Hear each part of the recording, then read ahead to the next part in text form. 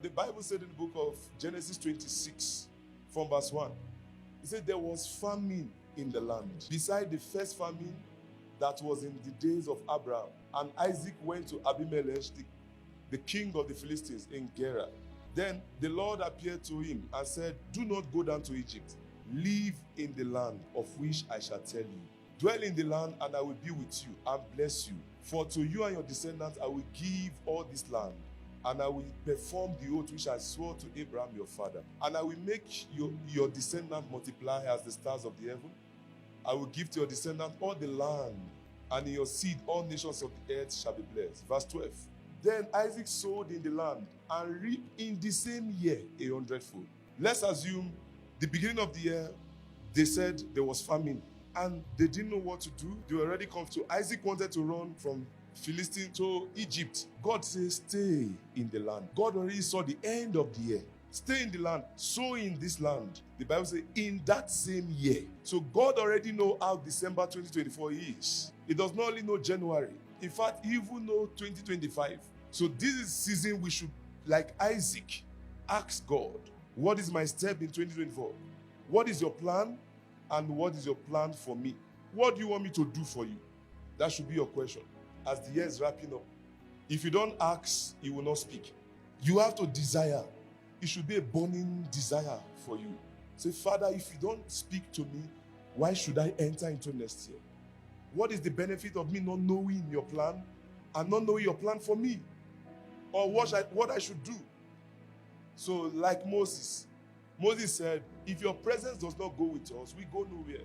You should ask the same question, Father, if your wisdom does not go with me into next year, if your instruction does not go with me into next year, then let me not see the year. It's better you don't see the year. It's better you die. It's better I die.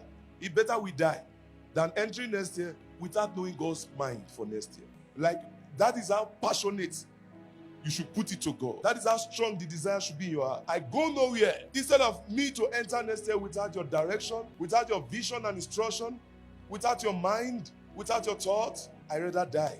When Moses told God that if you don't go with us, we go nowhere, he compelled God to speak to him. Say, my presence will go with you. My goodness will go with you. That's what God started telling him.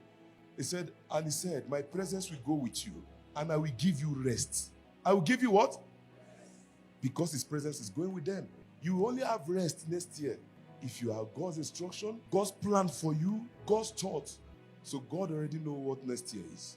In that Genesis 26:12, say, and Isaac sowed in the land, and in that same year, he reaped 100-fold. And the Lord blessed him. The man began to prosper and continued prospering until he became very prosperous. For he had possession of flock, possession of herd, and a great number of servants. So the Philistines envied him. You will be a envy to many.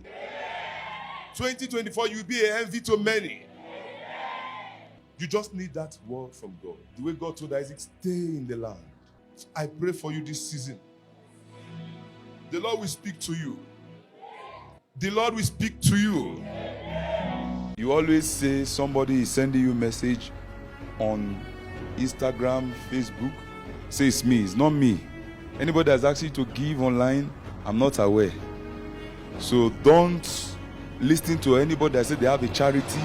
They are Prophet David Uche. They have been using every man of God to do the same thing. So it's not me. We don't communicate on Messenger. We don't communicate on Facebook. The only number we have is the one you saw on our platform. If you go to the platform, you see our phone number there, and all the videos have the phone number there. That's the only number we communicate. So whoever is communicating to you, and with Nigerian number, I'm not in Nigeria. I am from Nigeria, I'm not in Nigeria.